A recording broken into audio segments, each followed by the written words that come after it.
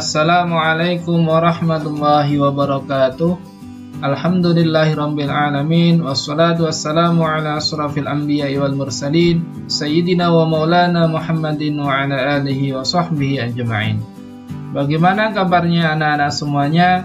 Semoga semua dalam keadaan sehat dan selalu dalam lindungan Allah. Berjumpa lagi dengan saya dalam pelajaran Pendidikan Agama Islam kelas 5. Pada kesempatan kali ini kita akan belajar cita-citaku menjadi anak soleh. Mari kita berdoa terlebih dahulu agar kita mendapatkan ilmu yang bermanfaat dan mudah memahami materi. Bismillahirrahmanirrahim.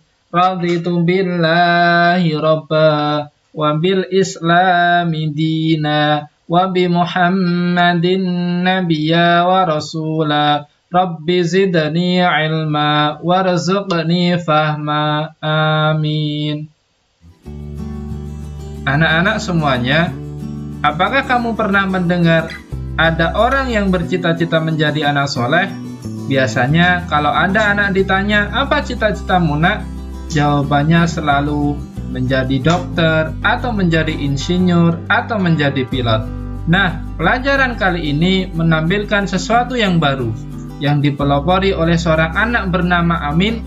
Si Amin bercita-cita menjadi anak soleh, walaupun kelak menjadi dokter, tetapi harus menjadi dokter yang soleh, atau insinyur yang soleh, atau pilot yang soleh. Soleh artinya baik. Anak soleh berarti anak yang baik.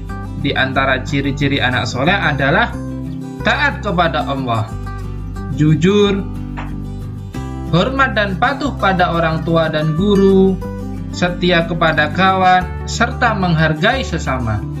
Nah, kita akan belajar beberapa ciri anak yang soleh. Pertama, tentang jujur. Apa itu jujur? Anak-anak sudah tahu belum? Apa itu jujur? Jujur adalah lurus hati, tidak berbohong, tidak curang, dan tulus. Bersikap jujur kepada Allah Subhanahu wa Ta'ala, bersikap jujur kepada diri sendiri, dan bersikap jujur kepada sesama. Bagaimana contohnya? Nah, ini salah satu bentuk jujur kepada Allah. Ciri-cirinya selalu mentaati perintah Allah Subhanahu wa Ta'ala dimanapun dan kapanpun. Anak-anak walaupun sendirian di rumah, ketika orang tuanya bekerja, harus tetap melaksanakan sholat dan mengaji. Jujur kepada diri sendiri, yaitu dengan cara salah satunya ketika sedang ujian tidak mencontek dan percaya dengan kemampuan dirinya. Kemudian jujur kepada sesama. Ini adalah salah satu contoh siswa SD kelas 5 sedang mengembalikan sisa uang belanja kepada ibunya. Contoh lainnya ketika anak-anak menemukan uang temannya terjatuh di lapangan, harus dikembalikan kepada pemiliknya. Bersikap jujur tentu ada manfaatnya. Apa manfaat jujur? Yang pertama, pasti dicintai oleh Allah, dipercaya orang lain, disenangi teman, hati tentram dan bahagia, dan tentunya selamat dari bahaya. Ciri anak soleh yang kedua adalah hormat dan patuh kepada orang tua dan guru. Dalam gambar ada anak bersalaman dengan orang tuanya. Salah satu perilaku hormat dan patuh kepada orang tua yang pertama, mendengarkan nasihatnya ketika orang tua sedang menasihati. Jangan sekali-kali membantahnya atau membentaknya. Yang kedua, melakukan perintahnya yang baik. Yang ketiga, berbicara lemah lembut dan tidak kasar. Kemudian, bentuk yang keempat, membantu pekerjaan rumah. Hormat dan patuh kepada guru. Dalam gambar, ada seorang ibu guru mengajak muridnya bergotong royong. Bentuk hormat dan patuh yang lain adalah berbicara dengan sikap santun, berbahasa yang baik dan benar. Ketika guru menjelaskan, anak-anak mendengarkan, bersikap rendah hati, dan tidak sombong, serta tidak merasa lebih pintar dari gurunya.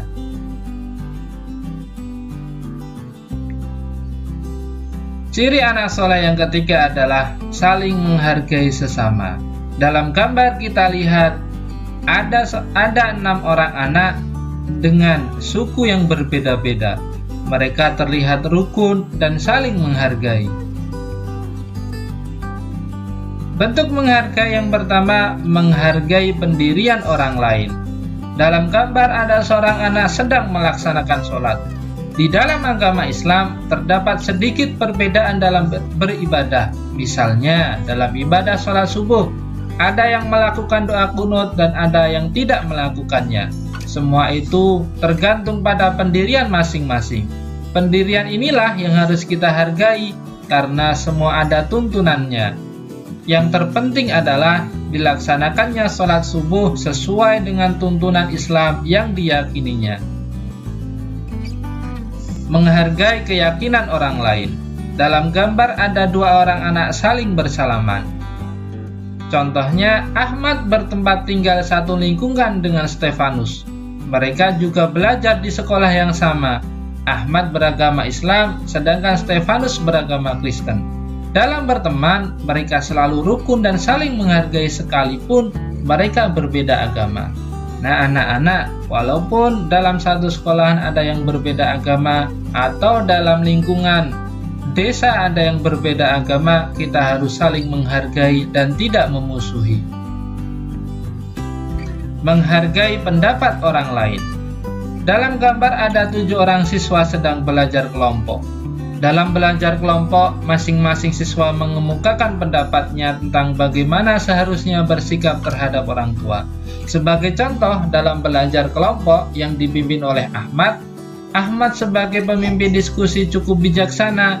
Semua pendapat dihargai dan dihimpun secara tertulis. Kemudian ia mengajak teman-teman sekelompoknya merangkum berbagai pendapat tersebut. Nah anak-anak, ketika sedang belajar kelompok, tentunya harus saling menghargai pendapat sesama teman dan tidak memaksakan kehendaknya sendiri. Kita sudah belajar tentang ciri-ciri anak yang soleh, di antaranya bersikap jujur, hormat dan patuh pada orang tua dan guru, dan saling menghargai sesama. Selanjutnya kita akan mengerjakan tugas. Nomor 1. Apa pengertian jujur? Nomor 2. Apakah ciri-ciri anak soleh? Nomor 3. Sebutkan contoh sikap hormat dan patuh kepada orang tua. Nomor 4. Sebutkan contoh sikap hormat dan patuh kepada guru. Nomor 5. Bagaimanakah sikap kita terhadap pendirian dan keyakinan orang lain yang berbeda dengan kita? Nomor 6. Bagaimana sikap kita dalam diskusi kelompok apabila muncul berbagai pendapat? Selamat mengerjakan dan tetap jaga kesehatan. Kita akhiri pembelajaran hari ini dengan membaca doa Subhanakallahumma wa bihamdika asyhadu an la ilaha illa anta astaghfiruka wa atubu ilaik. Assalamualaikum.